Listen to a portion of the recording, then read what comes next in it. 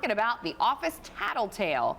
It can make the workplace pretty toxic. It creates tension, it destroys trust among coworkers. So, how do you deal when you have an office snitch? Dr. Mimi Hall, she's a workplace psychologist from hullonline.com. Thank you so much for being here. My pleasure.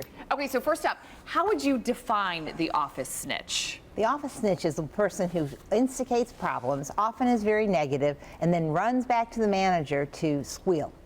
Okay, so the tattletale, really, it's the tattletale. The classic tattletale that we saw all the way back when we were in grade school. Exactly, it's the third grader grown up, except now it can cause problems not only in the office, but with your career. So what often instigates this activity? What is the purpose, or what is the reasoning behind them wanting to go snitch all the time? Part of it is an insecurity. They want to, have some power, and so if they can get information, share it with their boss, they feel like, oh, now I'm in the inner circle. So as a result, they think they get power, but in reality, oftentimes they're feeling a lot of angst inside. So if you're somebody else in the office, how do you sort of spot this person? How do you know who this person is? Is it the person who's always in the boss's office? Oftentimes they are. I define them in two different ways. There's the lurkers and the snipers. The lurkers are the ones that sort of just hang around the fringe and listen a lot, and then anything they can pick up, they run into the office of the boss and tell them as much as they can.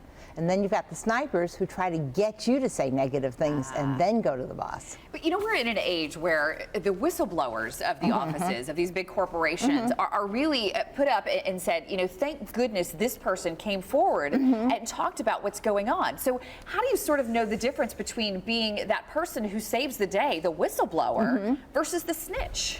The whistleblower looks at things that are being done unethically, inappropriately, bad with customers, those types of things. The snitch is the one who's always talking about the coworker and putting them down and putting themselves in an elevated position. Okay, that's a great point, because you do want the person in the office who does come forward to say, look, I think there's something underhanded going on here, or you should have just heard the way so-and-so talked to a customer on the phone, perhaps. Right, and that's very good and very helpful. But also, if you're really going to be helpful, you talk to the person who did the activity. Deal with them first. Don't go running to the manager. Right, well, that makes sense. Okay, so what should you do if you're the manager? Because I'm sure there are a lot of managers out there who are watching right now and wondering, okay, well, how do I handle this person? When we talk with the managers, one of the things we find is that so many of them actually encourage it. They say, oh, tell me about that. Give them time. Well, don't. The first thing the manager should do when the person comes in is say, what did that person say when you talked with them about it? And if they say, well, I haven't talked with them, then direct them back to speak with that person, as opposed to taking it in and being sucked in and saying, tell me more, tell me more. Ah, that's good advice. Just like you would do with your child, you say, nobody likes a tattletale, right? Exactly, exactly. Dr. Mimi Hall, always a pleasure. Thank you.